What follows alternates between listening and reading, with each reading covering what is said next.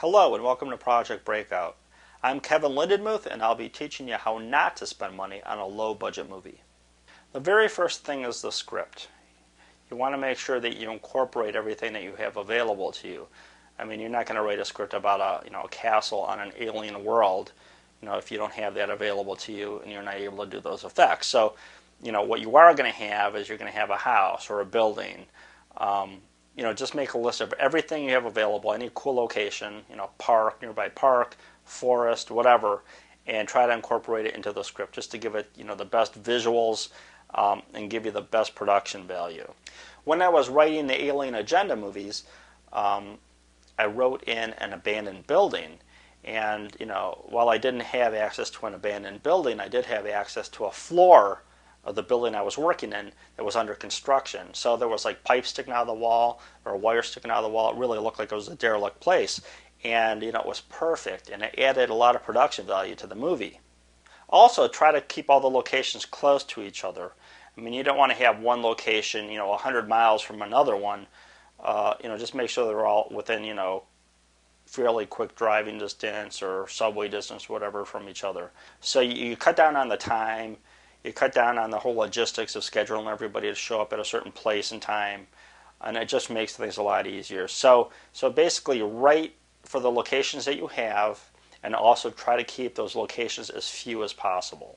You're probably going to be shooting in video and digital. Digital tapes are pretty cheap, anywhere from $3 to $5 for a tape. You're probably going to be shooting about 20 tapes if it's a feature. In terms of equipment's become far less expensive. If you're not going to be buying a camera or an edit system, find somebody who has it. Exploit your local, film students at the local colleges. Put an ad in the paper. Again, you could probably get them to do it for free for the experience. Work out whatever deal you have to.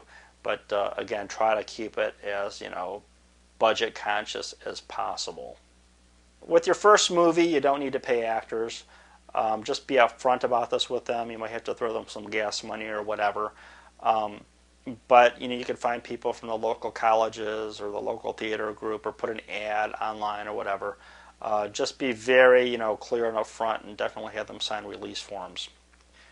With actors, you want to start with the most people first. So if you have a scene that has 10 people in it, you want to do those first because they're the most complicated and probably the hardest to do. So as a production goes on, you have fewer and fewer people. For example, if you have one actor who's in 3 scenes and the scene's at the beginning, in the middle, and the end of the movie, well, you don't want to keep that guy hanging around for like 3 weeks. You only want to use him for a couple days. So I would just try to coordinate those scenes he's in within the same couple of days so that he's pretty much finished early. So the plan is as the production goes on, you have fewer and fewer people you have to deal with.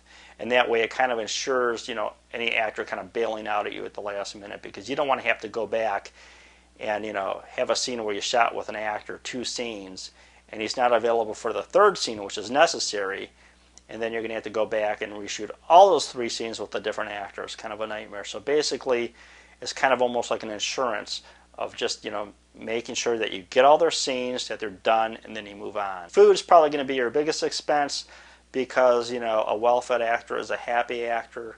If they're not getting paid, the least you could do is feed them. So just make sure that, they're well-fed. You have snacks, soda, stuff to drink on the set. If you're shooting during lunch, take your lunch break, order pizza. And the best thing is to have the food delivered to the location, not to go to a restaurant or out to the location.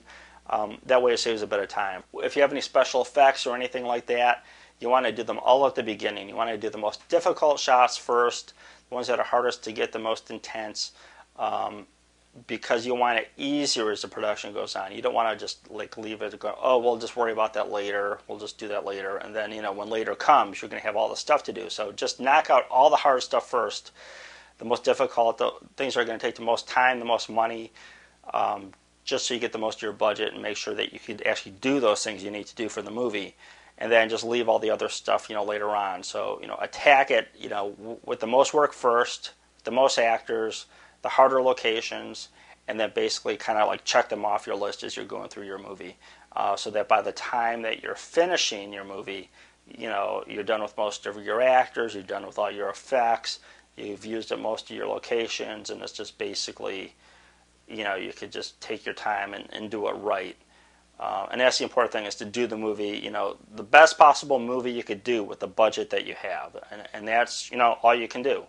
And I've done this, many times with my own productions. Basically, you got a couple $1,000 or whatever, and you're just doing the best you could do. But hey, that's low budget production. Thanks for watching. I'm Kevin Lindemuth on behalf of Project Breakout. Tune in again for more career advancing advice.